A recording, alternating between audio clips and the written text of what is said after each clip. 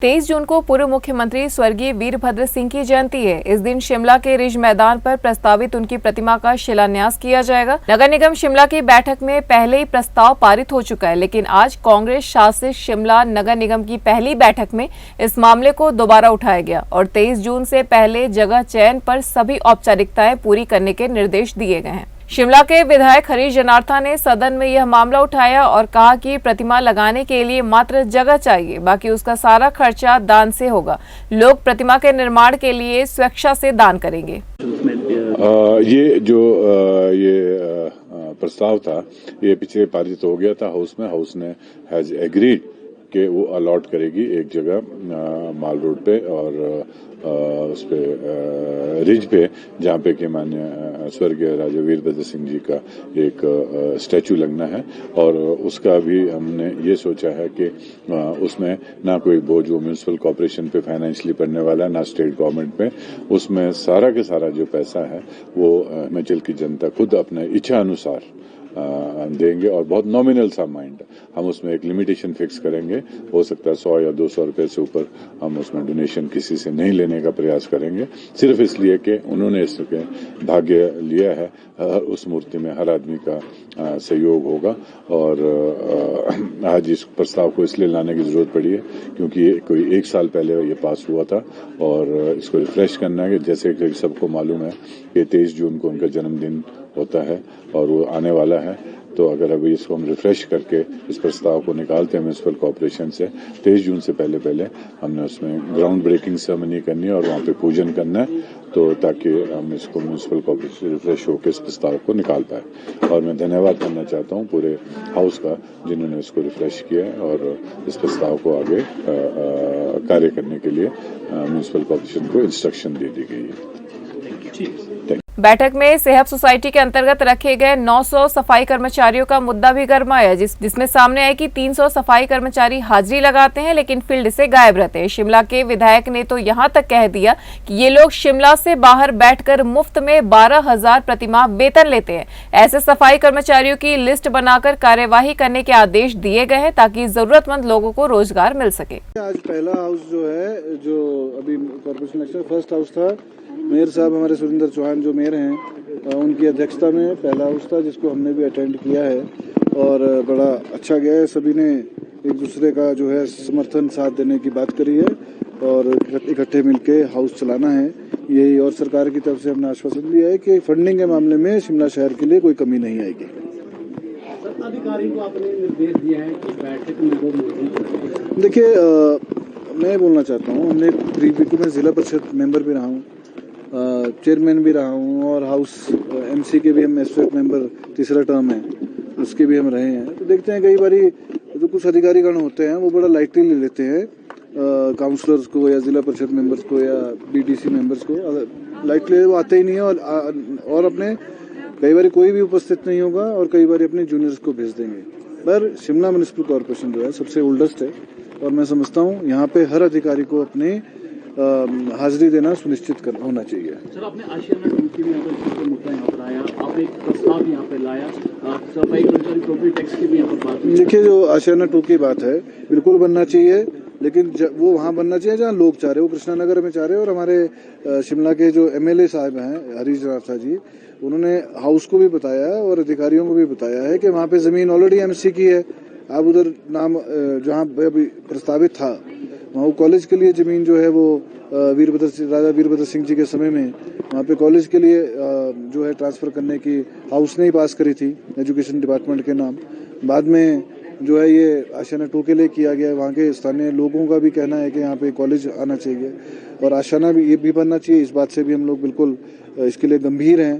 तो लेकिन जहाँ लोग चाहते हैं और जो आशियाना 2 के लोग हैं जिन्होंने अप्लाई किया हुआ है वो भी यही चाह रहे हैं कि बस स्टैंड के आसपास बने, सेंट्रली लोकेटेड बने, तो यही बात हुई है, पास किया है। सर, आपने सुझाव भी लाया सर कि यहाँ पर एमपी क्लास अपना पहले टाउन हॉल हुआ करता था, उसकी रेनोवेशन के बाद जो है कोर्ट ने जो है उसमें कहा कि इसमें कोई भी हेरिटेज बिल्डिंग है, इसमें कोई नहीं आएगा।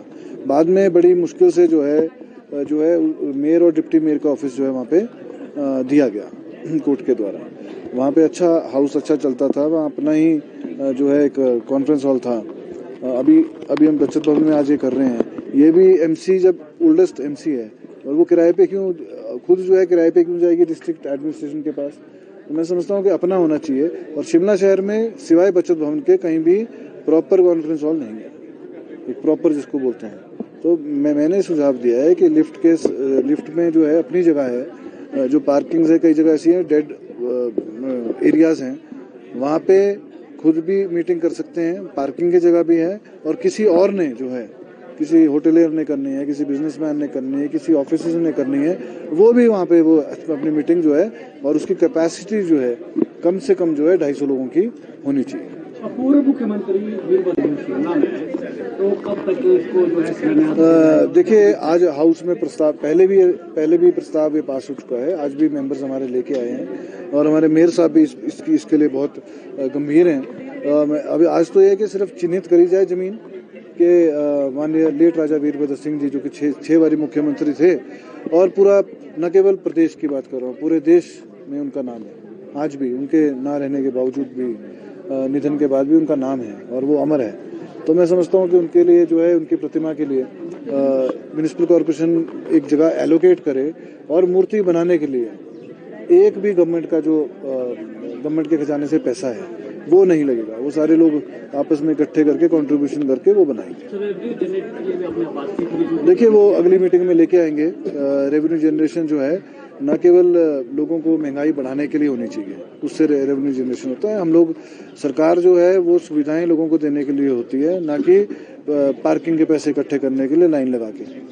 मैं इस हक में हूँ कि टैक्स कलेक्शन के कई वेज हैं जो हम अगले हाउस में लेके आएंगे, और लेकिन लोगों को उसके साथ साथ केवल बोझ ही नहीं देना चाहिए, हम लोगों को उनको सुविधा भी देनी चाहिए।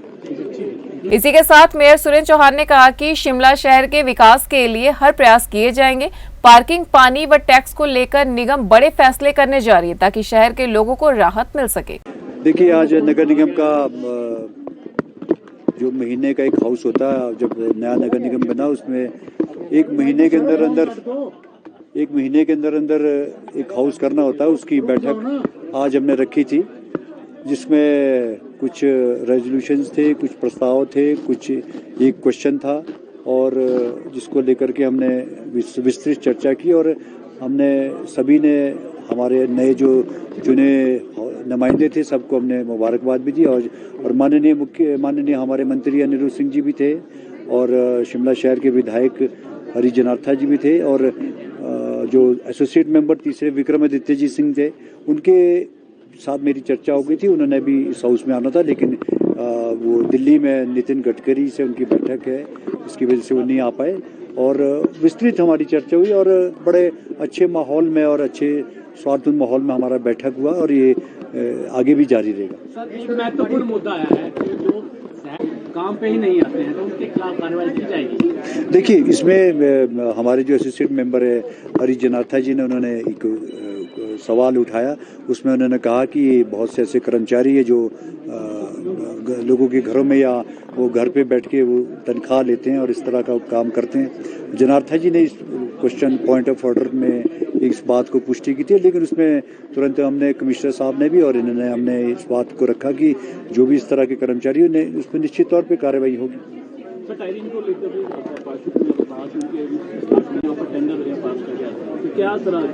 नहीं, देखो, इसमें ऐसा हुआ था, जो हमारे कुछ टेंडर्स ऐसे थे कि भी सिंगल टेंडर जा रहा था काफी समय से, दो तीन बारी टेंडर करने के बाद भी सिंगल टेंडर ही हो रहा था। तो हमने उसमें, गवर्नमेंट का एक प्रोविजन है कि जब आप 2 बारी सिंगल टेंडर हो जाए तो उसमें जैसे खासकर टायरिंग को लेकर के हमने परमिशन ली कि इस बार भी सिंगल टेंडर था, हमने उसमें हाउस में लाए कि आप उसको जो भी सिंगल टेंडर है उसको कार्य दिया जाए, और आज 2 करोड़ 80 लाख के और एक्स्ट्रा टेंडर दिया है।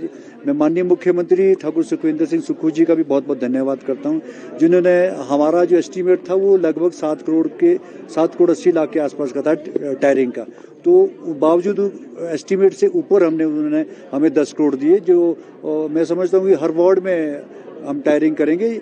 तो बाकी जो समय, मौसम पे डिपेंड करता है, मौसम भी हमारा यहाँ आजकल खराब चल रहा है, लेकिन मैंने पूरे हाउस को एक इंश्योरेंस दी है कि हम सभी जगह टायरिंग करेंगे। और हमारे लिए हाउस कोई राजनीतिक मंच नहीं है, ये एक हमारे लिए एक मंदिर है। इस तरह से हम सभी पार्षद मेरे लिए सभी माननीय हैं और हमने एक विस्तृत चर्चा भी की है और हर एक पार्षद को इसमें कहा है कि आप अपने वार्ड का एक अपना बढ़िया सा एक प्रोजेक्ट बनाओ, सभी जो अच्छे से अच्छा प्रोजेक्ट हो उसको लेकर के बनाओ। बाकी जो छोटे छोटे काम हैं, रास्ते हैं, सीढ़ियाँ हैं, लाइट है, वो तो रूटीन में होते ही रहेंगे, लेकिन एक बढ़िया अपने अपने वार्ड का एक प्रस्ताव बनाया करके हम माननीय मुख्यमंत्री के पास जाएंगे और उसको बजटेड करेंगे। बजट जिसमें होगा, बजट के साथ उसको हम अपने हर पार्षद को उसका मान सम्मान और पूरा ध्यान हर वार्ड में करेंगे।